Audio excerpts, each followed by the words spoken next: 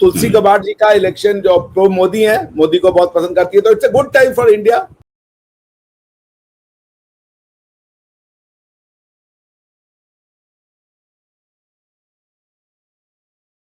हरे कृष्णा हरे कृष्णा।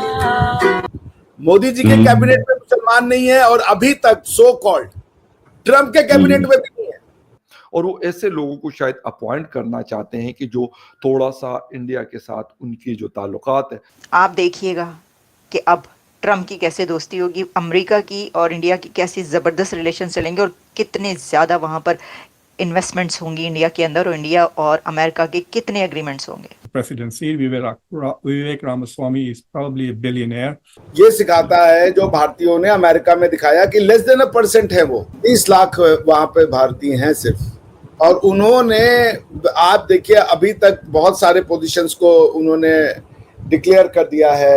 दो prominent Hindu, declared Hindu जो हैं उनको उन्होंने जगह दी है, जिसमें तुलसी गबार्ड जी हैं और विवेक रामास्वामी जी। जेडी वांस की पत्नी जो है उषा जी ने, उन्होंने अपनी जो तेलुगु ब्राह्मण है वो, उन्होंने नहीं कहा कि तुम कन्वर्ट हो जाओ हिंदुइज्म में और चलो ये तुम्हारा वाला भगवान खराब है और मेरा वाला भगवान अच्छा, ऐसा नहीं किया उन्होंने। अच्छा, had a great conversation with my friend president real Donald Trump, जो उनकी ट्वीट है उसके ऊपर congratulating him on his spectacular victory, looking forward to working closely together once again to further strengthen India-US relations across technology, defense, energy, space and several other sectors.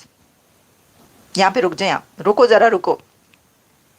यहाँ पे मैं आपको रुकने के लिए इसलिए कह रही हूँ कि उन्होंने बात क्या की है, उन्होंने क्यों किया कॉल।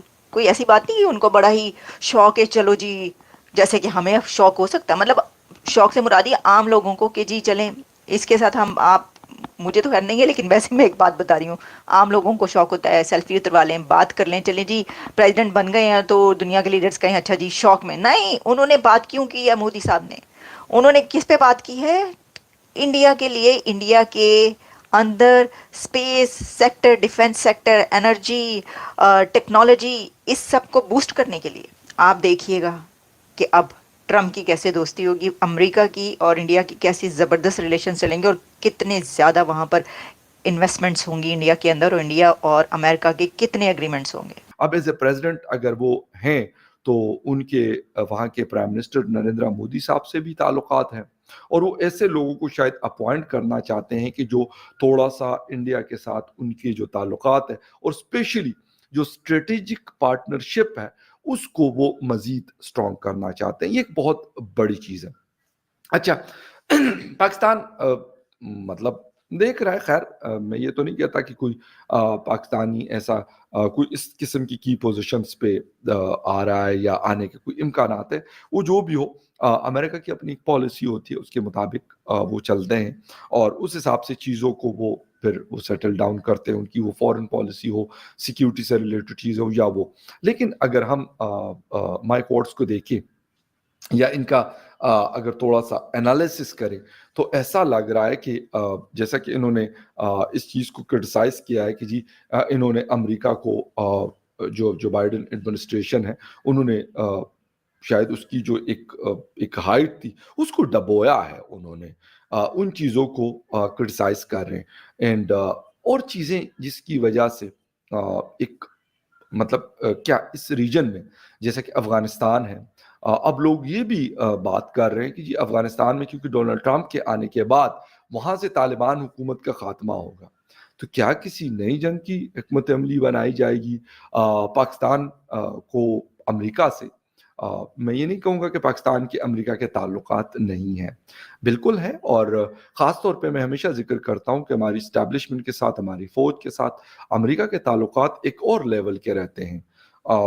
जब भी हम देखते हैं तो उसमें बहुत कम ऐसा हुआ है कि कोई बहुत ही बड़ा उतार चढ़ाव आया। ओवरऑल उनके साथ ताल्लुकात उनके अच्छे रहते हैं। हाँ, पॉलिटिकल गवर्नमेंट्स की अगर हम बात करें तो शायद उस लेवल के गालिबन नज़र नहीं आते, इसलिए अभी तक किसी प्रेसिडेंट ने जो बाइडेन हो उससे पहले ट्रंप थे, अब दोबारा से ट्रंप आ गए, बट इन्होंने अभी तक पाकिस्तान का विजिट नहीं किया। दूसरी बात, अगर हम ये देखें कि इंडिया हो तो तकरीबन हर 2 साल के बाद कम से कम एटलीस्ट 1 या 2 विजिट एज ए प्रेसिडेंट, वो बायलैटरल हो या जिस तरह G20 है या फिर कोई और इस तरह का बड़ा इवेंट है उसमें वो लोग आते हैं। उनका आना जो है वो इंडिया होता है और इस तरीके से इंडियन प्राइम मिनिस्टर भी या फिर नेशनल सिक्योरिटी एडवाइजर जो अजीत डोवल साहब है, वहाँ के एक्सटर्नल फॉरेन अफेयर्स के मिनिस्टर डॉक्टर जयशंकर है, डिफेंस के राजनाथ सिंह जी है, ये सारे लोग इनका आना जाना होता है और अच्छी खासी एज ए क्वाड मेंबर और इसके अलावा भी जो उनके बायलैटरल टाइज हैं वो मतलब स्ट्रांग रहे हैं ओवरऑल। अगर हम जो बाइडेन एडमिनिस्ट्रेशन के साथ देखें तो उसमें भी कोई मुझे तो नहीं लगता कि कोई इनके जो पार्टनरशिप है वो कोई डाउन हुई हो। बहुत सारी चीज़ें हुई थी ऐसी कि जो बड़े लेवल की हैं, उसमें से डिफेंस की बड़ी बड़ी डील्स हुई हैं जो बाइडेन एडमिनिस्ट्रेशन के दौरान। और अब जो ट्रंप आ गए हैं, डोनाल्ड ट्रंप, तो ऐसा नहीं लगता कि अब उनके टेन्योर में कोई चीज़ें कम हो जाएंगी या ख़त्म हो जाएंगी या कुछ और चीज़ हो जाएगी। हाँ पाकिस्तान में इसको शायद या बाकी दुनिया में भी इसको ये देखा जाएगा, जैसे ये चीन के हवाले से भी इनके बड़े वो एक इनकी जैसे मैं क्या कह सकता हूँ कि पॉलिसी जैसे है चीन के हवाले से, उसमें भी इनका एक मतलब जैसे कहते हैं ना कि एक बड़ा होल्ड है। ऐसा नहीं है कि हम कहें कि ये सिर्फ प्रो इंडिया सिर्फ नहीं है, बल्कि जैसे ये आप कह सकते हैं कि जैसे एंटी चाइना जो एक वो है वो भी एक इनका मशहूर है माइक वॉट्स का। इस तरह की चीजें यानी इससे ये साबित होता है गो के अगर हम अभी की सिचुएशन देखते हैं अमेरिका तो के अंदर ट्रंप इलेक्शन जीत चुके ऐसा हैं है और कि वो चीन अपनी और नई इंडिया के सरकार का दरमियान गठन कर रहे हैं, अपने ताल्लुकात में बहुत ज़्यादा मिनिस्टर्स को बेहतरी आई चुन है। रहे हैं और उनकी कैबिनेट में बहुत सारे इंडियंस को भी शामिल किया जाना है। और इसी वजह से आने वाले समय में इंडिया का इन्फ्लुएंस काफ़ी ज़्यादा बढ़ जाएगा और इंडिया पावरफुल होगा। और इसी लिस्ट में अब एक नया नाम ऐड हुआ है, वो नाम है तुलसी गैबर्ड। उनको नेशनल इंटेलिजेंस का डायरेक्टर बनाया गया है और ये एक बहुत ही बड़ी पोस्ट है।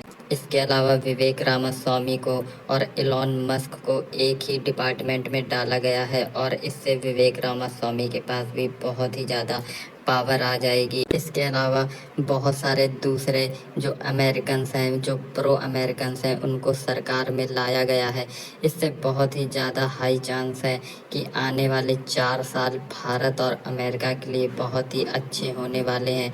जबकि दूसरी तरफ यूरोप, चाइना, पाकिस्तान जैसे देश बहुत ही डरे हुए हैं क्योंकि जो ट्रंप की पॉलिसीज़ हैं वो इन सारे देशों को काफ़ी नुकसान पहुंचाने वाली हैं और साथ ही साथ भारत को बहुत ही ज़्यादा फ़ायदा पहुंचाने वाली हैं। आने वाले 4 साल भारत के लिए गोल्डन एरा साबित होने वाले हैं।